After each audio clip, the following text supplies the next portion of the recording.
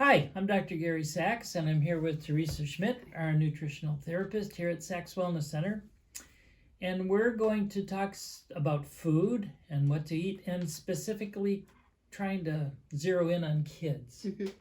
And so I think parents often wonder, what should they be providing for their kids? What would be the best way to go about it? And then there's probably challenges is how do you do it when you're sending them off to school to do some things there. It's a huge challenge. So how do you answer that question? That is a big challenge. It's a big question, and I almost cringe when I hear that the kids are actually eating at school. So sorry for those people that make food at school, but it's really hard because a lot of what's offered at school is more like what's easy, fairly carbohydrate driven than what's necessarily healthy. So as much as possible, what my response is, please make the lunch at home and send a cold lunch at home. If you can, that's the best way. Put it in a thermos or whatever.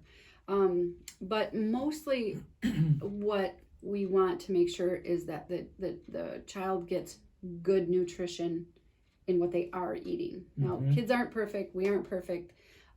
Kids are going to be a little bit more towards, out with my friends and at a party or at somebody's house for the night or something like that. Yeah. We can't worry about what they do sometimes. Sometimes they're just not going to eat great. It's what they do most of the time that I think is the focus.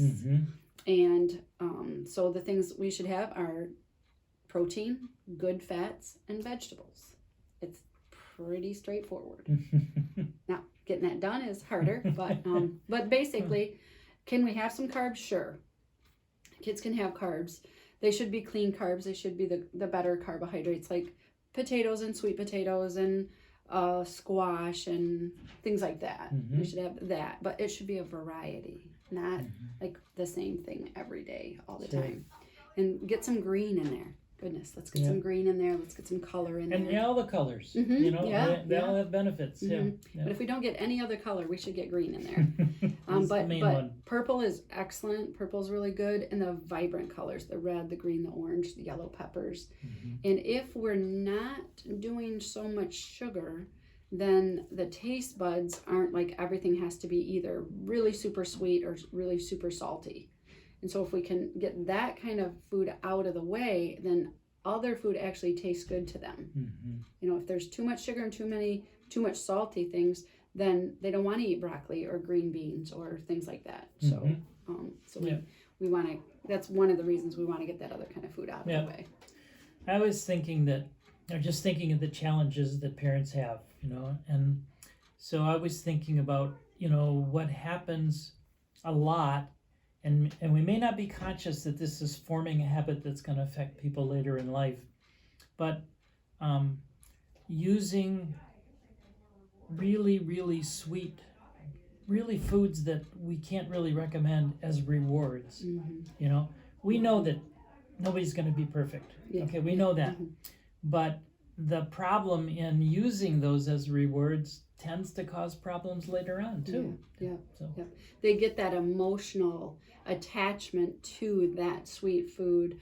They know if they go to grandma's, they're going to get a certain kind of homemade chocolate chip cookie. And so if you could keep that to a special treat, that's one thing, but your brain perceives that as love and that kind of thing, nurturing and things like that. So then later, the adults tend towards a lot of that stuff because it makes them feel happy and loved and becomes a self-reward. Yes, it does. It does. in a way. Yeah.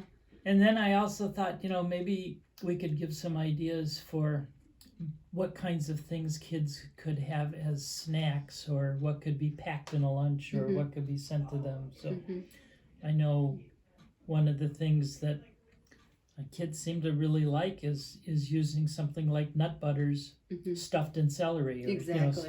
That's a really good one. Yep.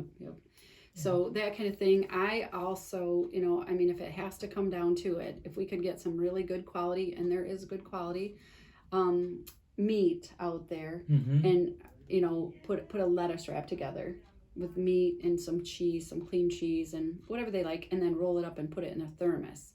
You could put 3 or 4 of those, and that would keep it fresh.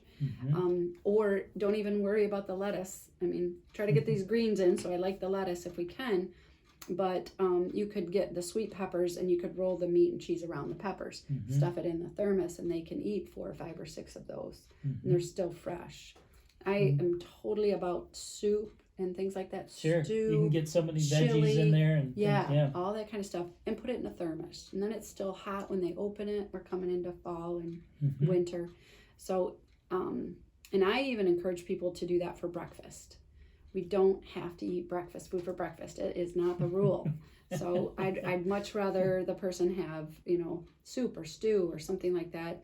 Even leftovers from dinner. We had a good dinner. Have chicken and vegetables for breakfast. That's a great breakfast. And you just have to warm it up.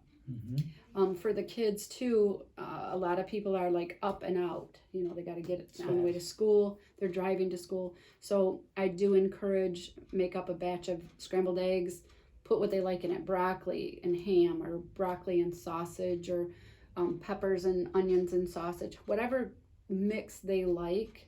Make a batch of that, put them in the muffin tins, bake them, put them in the freezer. Put 3 or 4 different kinds in the freezer. Then you don't have to worry about, then there's variety, and we don't have to worry about, oh, I'm sick of ham. Well, then get the sausage one. Yeah. Just warm them up and go. Yep. And the grab and go can be a smoothie. You can do something quick in the morning, and if need be, you could drink it on the way to school. Yeah, and you can. The good thing about smoothies is you could put a handful of spinach in there. Put a handful of any dark green leafy thing in there. You could sneak a frozen avocado piece in there, and it would smooth it out like a frozen banana would. Yeah.